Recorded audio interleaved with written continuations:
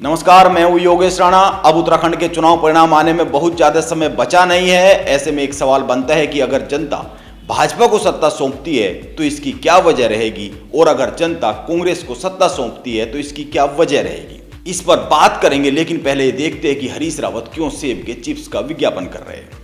चुनाव परिणाम आने से कुछ घंटे पहले हरीश रावत अपने मित्र की किसी कंपनी द्वारा बनाए गए सेब के चिप्स का गुणगान कर रहे हैं।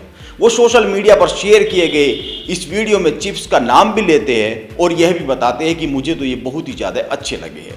वो इस वीडियो में प्रदेश में इस तरह से सेब के चिप्स बनाने के लिए कॉटेज इंडस्ट्री को बढ़ावा देने की बात कर रहे हैं। इसमें कोई दो राय नहीं है कि हरीश रावत बीच बीच में उत्तराखंड के उत्पादों, पहनावे, खान पान, संस्कृति को बढ़ावा देने की बात करते रहते हैं। अब वो इस पर अमल कितना करते हैं, ये एक सवाल हो सकता है, इस पर बहस हो सकती है। लेकिन सवाल तो यह बनता है कि हरीश रावत प्रदेश में सेब इंडस्ट्री को बढ़ावा देने की बात बगैर अपने मित्र के चिप्स के पैकेट दिखाए और उनका नाम लिए भी कर सकते थे। यह विज्ञापन मेरी समझ में नहीं आया है क्यों किया गया है। वैसे हरीश रावत की हर बात के मतलब होते हैं, हो सकता है इसके पीछे भी कोई मकसद छिपा हो। यह तो हरीश रावत ही बता सकते हैं कि इसके पीछे मकसद क्या है। अब प्रदेश में 2022 के जनादेश की घोषणा के कुछ ही घंटे शेष रह गए हैं। ऐसे में जैसा कि मैंने कहा, एक सवाल बनता है कि अगर जनता भाजपा को सत्ता सौंपती है तो इसकी क्या वजह रहेगी, और अगर जनता कांग्रेस को सत्ता सौंपती है तो इसकी क्या वजह रहेगी। वैसे परिणाम के बाद इस तरह के सवाल किए जाते हैं, लेकिन मैं पहले ही कर रहा हूं क्योंकि परिणाम आने के बाद विजेता के फेवर में लोग खड़े हो जाते हैं, उसी के फेवर में तर्क खोजने लगते हैं। इसीलिए एक साफ सुथरी बात करनी जरूरी है। सबसे पहले अगर भाजपा को जनता आशीर्वाद देती है तो इसकी बड़ी वजह क्या होगी। उनमें नंबर 1 प्रधानमंत्री नरेंद्र मोदी के नाम पर वोटिंग इस बार लहर तो नहीं है, लेकिन नरेंद्र मोदी के नाम पर वोट जरूर पड़ा है। दूसरी बात, महिलाओं और बुजुर्गों में नरेंद्र मोदी को लेकर असर।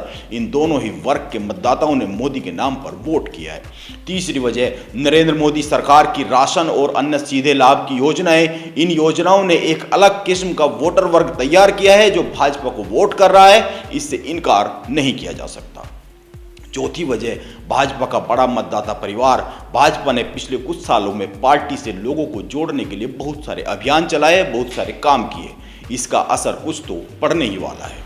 इस तरह से अब अगर उत्तराखंड की जनता कांग्रेस को प्रदेश की बागडोर सौंपती है तो इसके पीछे भी कुछ न कुछ फैक्टर होंगे। इन फैक्टरों की बात करें तो इनमें सबसे पहले नंबर 1, उत्तराखंड में 5 साल भाजपा की नाकामियां, भाजपा सरकार की नाकामियां, और 3 मुख्यमंत्री बदले, वो भी बगैर कोई ठोस वजह बताए।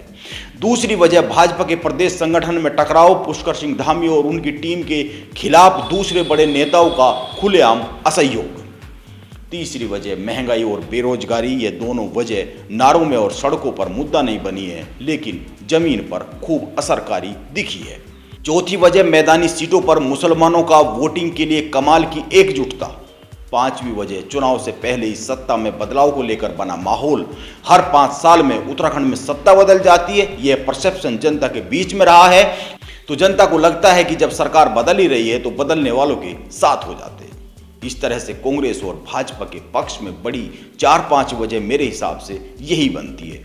इस तरह से ये कह सकते हैं कि अगर भाजपा सत्ता को पाती है तो नरेंद्र मोदी और केंद्र सरकार की योजनाओं के कारण, और अगर कांग्रेस सत्ता को पाती है तो प्रदेश भाजपा के संगठन के झगड़े और प्रदेश में भाजपा सरकार का बहुत अच्छा परफॉर्मेंस ना करना एक वजह रहा है।